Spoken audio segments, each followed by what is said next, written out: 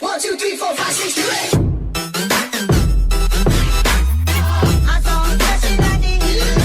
Welcome back to another episode of This is Cody. Today I'm here with the Kevin K Band. How's it going? It's going good, man. Awesome. Thanks for coming out. Oh, we're excited to be here. Awesome. Thanks for having us. Yeah, absolutely. So first off, tell them who you are and kind of what you do within the band. Well, I'm Kevin, and I'm a singer-songwriter based out of, really Strathmore, Alberta, but the Calgary area. And so I write the material. I've been a performer, for most of my life. And it's kind of manifested into this direction that we're in now. And that's what I do. So singer-songwriter, performer. Awesome.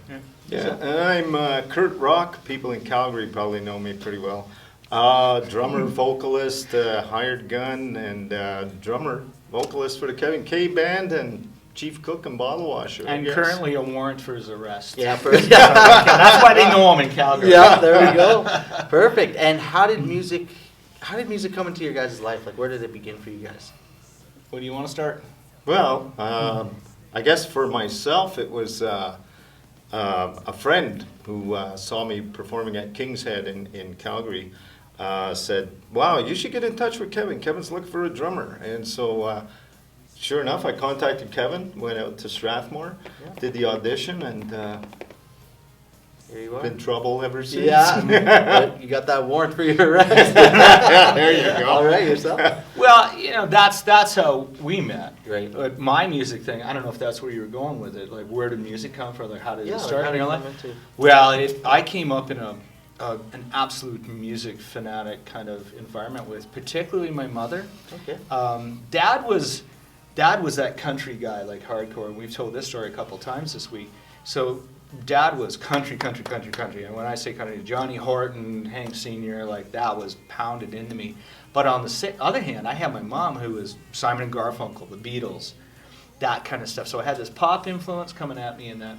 So music was really prominent in my home. My mom is a performer. She's still singing around the house now, but she was a soprano in choir at church. Then she went on to do theater. My auntie was a country rock singer, kind of a Linda Ronstadt kind of thing. Okay. So always around music. And then I started playing live when I was about 13. 13 years old. Awesome. It was like, 10 years ago. Right. And you're a drummer. Yes, I am. And I'm originally from Montreal. Okay. And in my youth, I toured all over Eastern Canada, Quebec, New Brunswick, Ontario, et cetera, et cetera. And then I gave it up for, oh my God, it must have been about 25 years. Oh, wow. And raised a family, did the whole thing like that. And it's only within the last 5-6 years that I said, you know what, I'm going to go back to drums and vocals and go out on the Calgary circuit and do a lot of cover bands and things of that nature. And then I started getting involved in original projects, and Kevin's is one of the ones that's just, in my opinion, outstanding. Awesome. And now, You owe me and money. growing up, what made you choose the drums? What made me choose Yeah, the why drums? the Well, you drums? know what? When I was growing up, my family was heavily into, at that time, big band swing. And they would have parties and they would dance, and so it'd be, Benny Goodman and Harry James and all these big band swing things. And I thought, I'm not gonna play trumpet or sax or So I thought, drums, that's cool, And then you would see films of Gene Krupa and guys like that, and it just Beatles come along, and I saw Ringo Starr, and I said, I like that. I want to do that. Awesome. Yeah. And you said you started playing live at 13. Yep. What was the moment that you knew that you wanted to do this full time?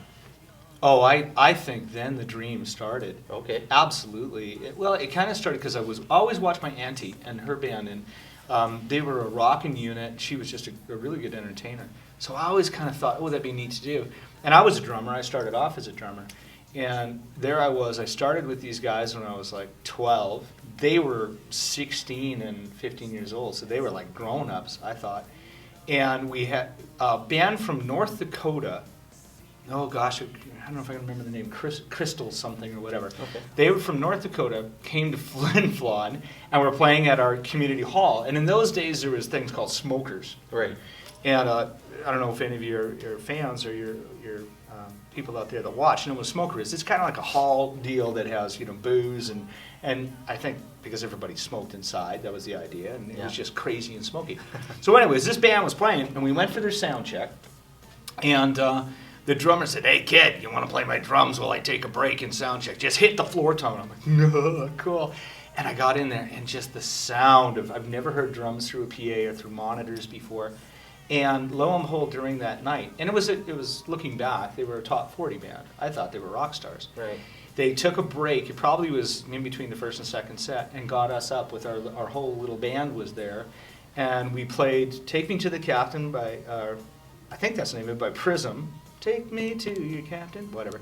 That one, and an Alice Cooper song, and I think a Black Sabbath song or a Kiss song maybe.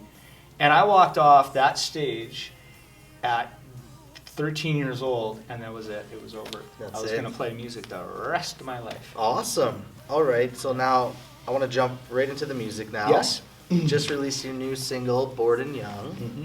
Tell us the inspiration behind that. My dad, I refer a lot back to my youth, and maybe that's my age now. We get reflective as we get older in our lives, and we look back on things.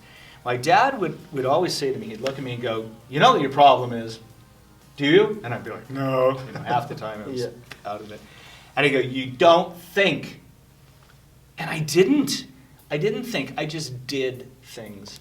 And that included things like, maybe jumping off a cliff and, cliff diving at the lake or something. We were so brave. Your buddy, he goes first, there goes Codi, and I'm like, yeah, and I'd go after him. So we never gave, in my particular case, at that moment in time, I never gave a lot of thought to things. I just did it. Okay. And we were bored. We lived in a place called Flin Flon, and there wasn't a lot going on, and we were young, and that's the idea of the song, bored and young, and that the beautiful time in our lives where we're not afraid. We just do things. Okay, awesome. Yeah. Can we expect a music video to come from the song anytime soon? Absolutely love to. The only thing that we've done up to now is just kind of, on the cheap, some lyric videos and stuff like that. Okay. And I tend to throw them together because, budget and that sort of stuff. Absolutely. But we would love to do something with this song because I think lyrically the story is quite cool. And conceptually, I think there'd be a lot of neat things you could do with it. Awesome. Yeah. And where can we find it?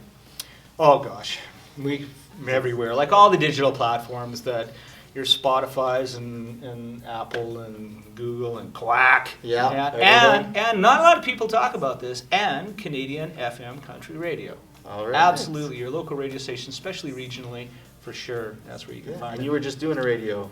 You're on your radio. The tour radio right tour. now. Yeah. Yeah. Yeah, Awesome. we started on Monday and we debuted it in Strathmore at 104.5, and we've been going ever since. Awesome. So, yeah, here we Now, are. with this new music, are we going to expect more in the near future?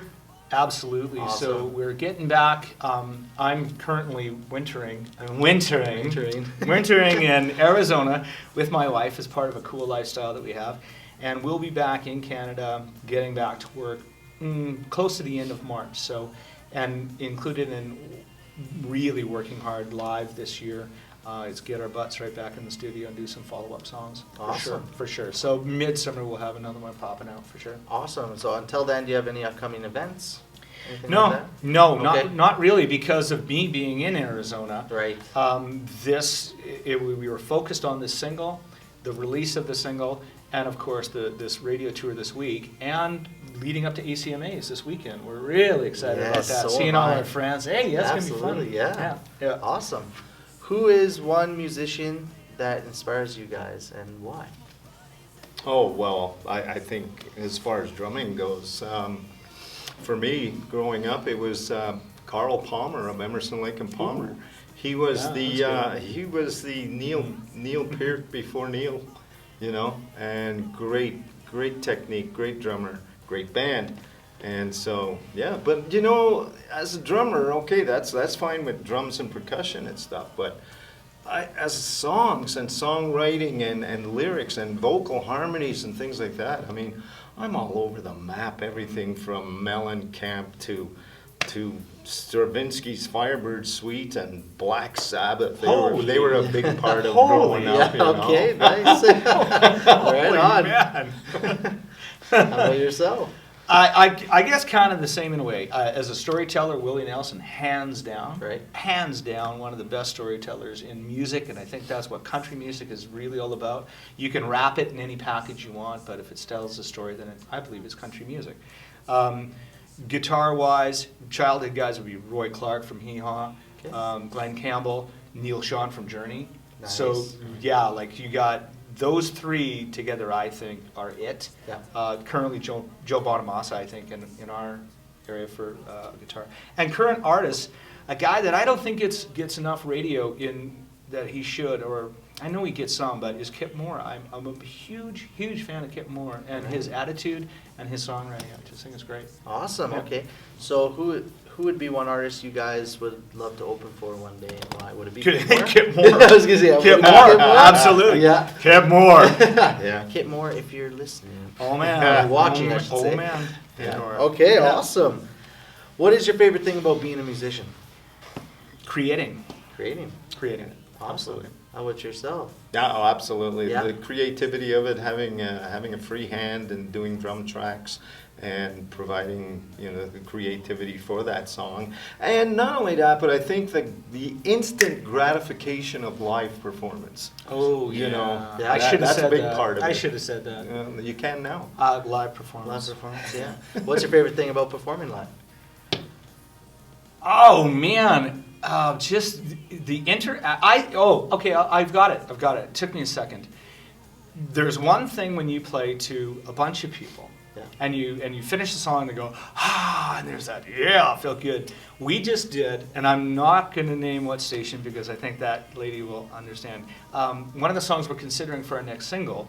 It's so new that I showed it to him in the hotel room. I played it for her. So it was the staff. And we like doing this. We'll do our song live on the radio, and we'll do the interview. Yeah. And then we'll call the staff in if they can, and I'll play to them in the lobby, and I'll Okay. sing them a song. So I sang this new song called Fading Away. And it was maybe 5 of them, Yeah. total 6 maybe. And she started crying. Oh. And she could barely hold it together. The song was done, she turned around and went down the hallway. And they were making fun of her because she was the tough girl in the whole staff. She Yeah. was the tough lady. That brings satisfaction to not the crying part, but that your song can touch somebody. So my favorite part is just connecting with an audience or a person. Absolutely. Could be an individual. Yeah. Absolutely.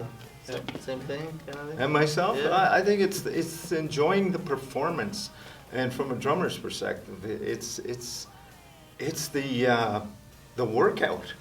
The workout and performing, trying to perform that perfect show without an error, without letting a goal in. Yeah. You know? and then rewarding yourself after that shutout with a nice Jack Daniels. Or two. Absolutely. We'll be mid set, and I screw up. Like, we'll be mid set, and I'll hear from the back. I'll hear goal. It's me because I let one in. And you get to see it all. You get to see the whole. Oh, I got the best whole seat show. in the house. Yeah. Yeah. Awesome. Absolutely. All right, guys. Last thing. Where can everyone find you on social media? Start off, website's a good place to go, and that is www.kevinkband.com, not the kevinkband.com. And then, of course, Facebook, Kevin Knopf. And then from the website, and you just jump off. It's all kind of interconnected, but certainly those two, and we focus on Facebook. We do a little bit on Instagram, but we really kind of focus on the Facebook stuff. Perfect. But certainly the music is everywhere. Yeah. Perfect. All right, guys, go check out the Kevin K Band. All the links will be in the description below. And thank you so much for coming out. Oh, man. guys. Thanks for Thanks for having having us. us. Such Yeah, a blast. it was great Awesome. stuff. I'll see you guys next time.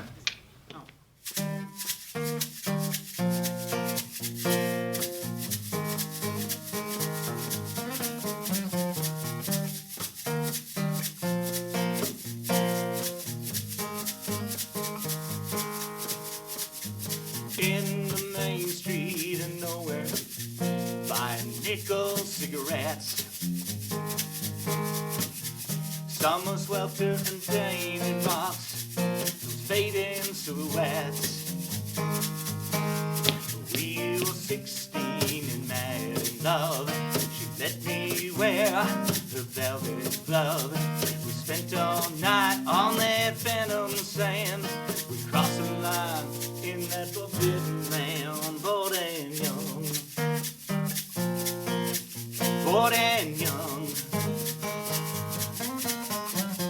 5 foot strength, man, they made me sick. Fell down the family stairs. Told my daddy I'd swear it off. At 52, I finally quit. My buddies and I, we smoked that smoke. We played our rock and